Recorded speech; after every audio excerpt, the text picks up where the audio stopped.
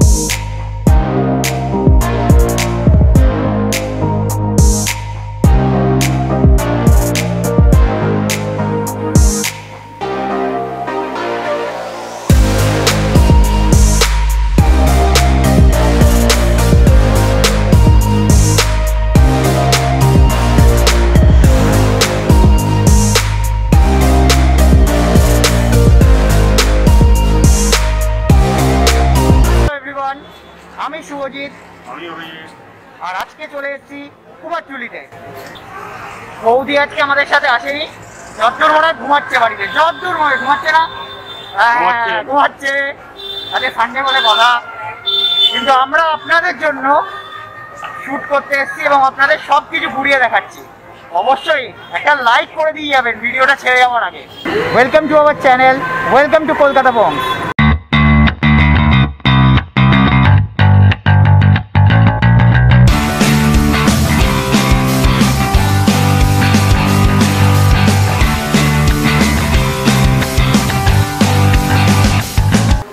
জায়গাটা দেখে বুঝতেই পারছেন যে আজকে আমরা কোথায় চলে এসেছি। আমরা চলে এসেছি আজকে কুমোরটুলিতে। এখানে দেখব যে দুর্গা প্রতিমার যে তৈরি, তার প্রস্তুতিটা কীরকমভাবে এগোচ্ছে কাজ। চলুন সেটাই দেখি। আজকে কিন্তু আমাদের সঙ্গে, মানে আমি আর শুভজিৎ কিন্তু না, আরেকজনও এসছে, সেই আমাদের মিস্টার অর্জুন।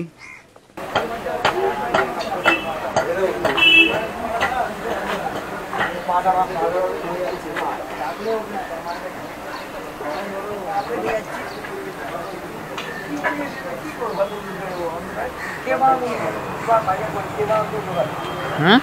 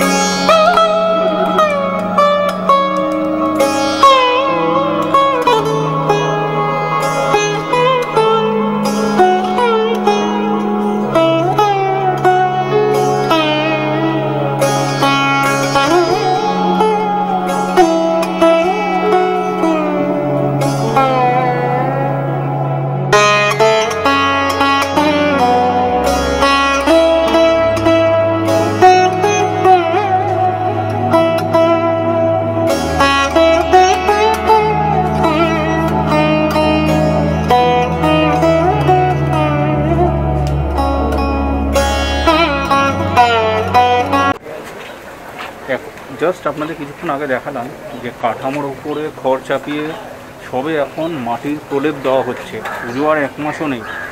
বেসিক্যালি যা এখান থেকে শোনা যাচ্ছে যে প্রতিমা সেরকমভাবে এনারা বানায়নি, অল্প পরিমাণ বানানো হয়েছে। এরপর যা বানানো হচ্ছে তা সব মানে ফ্রেশ যদি অর্ডারস আসে তাহলেই বানানো হচ্ছে, নচেত নয়।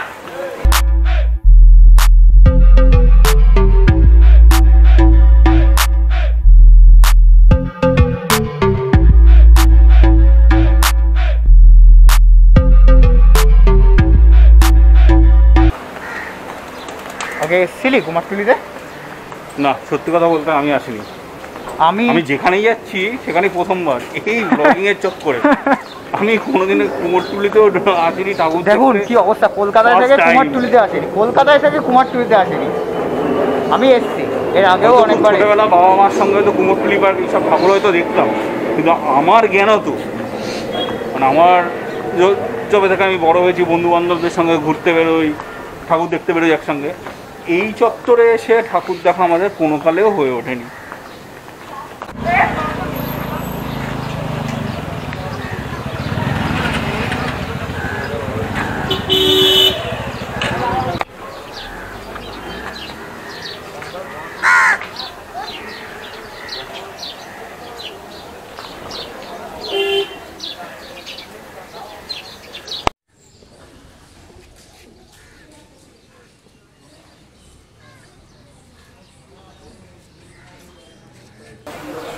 শুরু হয়ে গেছে কুমারটুলিতে পুজো, আসতে না আসতেই এদের শ্যুট করা শুরু হয়ে গেছে। দেখাচ্ছি, এই যে শ্যুট করা চলছে।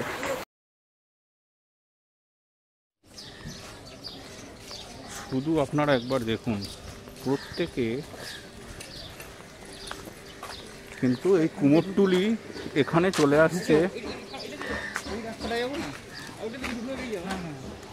কুমোরটুলির এখানে গঙ্গার ঘাটে চলে আসছে সেজে বুঝে, কি না ফটোশ্যুটের জন্য। ফটোশ্যুটেরই বেশি ভিড়। হ্যাঁ, সিরিয়াসলি এত ফটোশ্যুটের ভিড় আমি লাইফে দেখিনি। মানে প্রত্যেকে সাদা ইনস্টাগ্রামের কুইন, সাদা শাড়ি, লাল পাড়, একজন দুজন ফটোগ্রাফার, তার সঙ্গে অ্যাসিস্ট্যান্ট, প্রত্যেকে চলে এসছে। ওই দেখুন আবার দেখতে পাচ্ছেন, মানে কি বুঝতে পারছি না কি জিনিসটা। তুই আগে আসিস নি, তুই আগে আসলে এখানে দেখতে পাই দাঁড়ানোর জায়গা থাকে না গলিগুলোর ভেতরে। সব ফটোশ্যুট দেখ না, একজন বাইরে লিখে দিয়েছে যে ছবি তোলা বারণ। মানে এত যারা ঠাকুর বানায় তারা শান্তিতে ঠাকুর বানাতে পারে না, তাদের ডেকে ধরে পড়ে পোস্ট দিন করে পাগল করে দেবে। সত্যি, আরে অত তো না, নিজে গিয়ে চুপচাপ ফটোটা তুলে আনলেই হয়ে যায়। অত পোস্ট দেওয়া এইসব, কারণ তারা তো সে কাজ করছে না, উচিত না। বলে তুমি চুলিটা ঠাকুরের চোখে ধরো, আমি একটা ছবি তুলবো, এরকম ব্যাপার।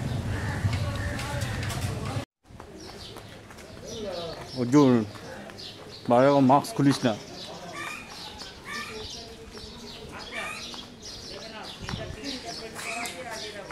এই যে সামনের এই দোকানগুলো দেখছেন, এগুলোতে প্রতিমা সাজানোর সব গয়না সরঞ্জাম সব কিছু পাওয়া যায়।